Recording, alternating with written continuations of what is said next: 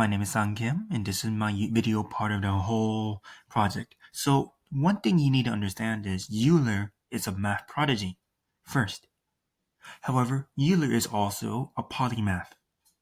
What that means is he is an expert in multiple fields, especially in the realms of mathematics. So in this case, theoretical physics. So whatever he heard about Newton's laws, he is planning to flesh it out. So, in order to do this, pretty much, is his lab is pretty much a desk, pretty much, full of papers and his mind. It's not really a lab at all, but he can do a lot. He can do wonders, pretty much. So, he has pendulums, rotating flywheels, and spring mass systems, but it's just his analytical mind. That is pretty much his bread and butter. So, what did he deduce from his mind? Well, he created linear motion, rotational motion. That is two of the things Euler able to coin. Give me a sec. So, what are the challenges? Well, it's a pretty new idea, and with a lot of new ideas, people don't really buy into it until enough people believe it. And Euler is one of the believers. He is a mathematician. He uses his expertise in order to flesh out the entire set of laws of motion. What are safety issues? Not really much, except only mental. He got blind in one eye. I didn't know it's possible with thinking too hard, but it is what it is. So, what is the equipment? Not enough. There isn't much equipment most of his mind, but whenever he does use equipment, like the pendulums, the ring mass, it's kind of too crude, pretty much, to give more accurate predictions.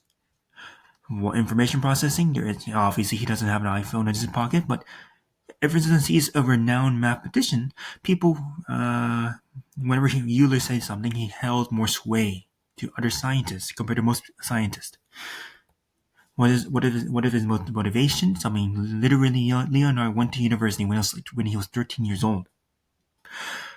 Clearly his motivation is purely academic or purely curiosity. He's really, really curious. So in the case of the second laws of motion, it's, he intentionally just using his pure curiosity in order to find more about the motion, and also, in his journey, he able to accidentally discover fluid dynamics.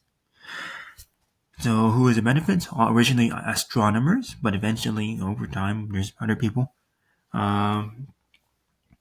especially engineers, who are kind of very interested in his angular momentum.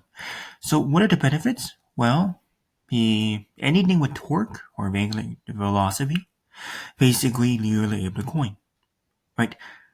And basically, his work will able to benefit a lot of future generations. Now let's go to the future generations.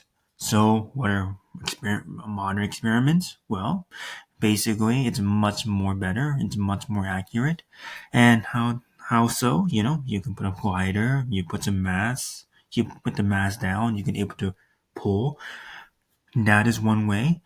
They have sensors, they have cameras, a lot more better than Eulers. So you got all of that. What are the differences? Well, I don't have to say too much. Literally, it's significantly better. You have obviously a lot more sensors, you have more computers, supercomputers even. It has a lot more safer. I hope people don't get blind during these days. Able to get data, and also any information, any discoveries can be able to be discovered and able to spread all around the world. So, what are the benefits? One thing that comes to mind is SpaceX, especially how the rockets can be able to launch up, but able to launch back down, fully intact. That requires a lot of thinking, and second laws of motion is part of it. Expectations.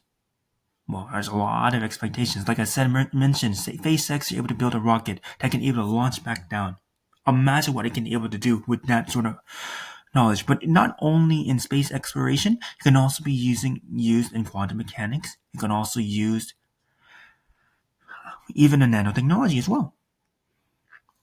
This is able to change the world. Thank you so much.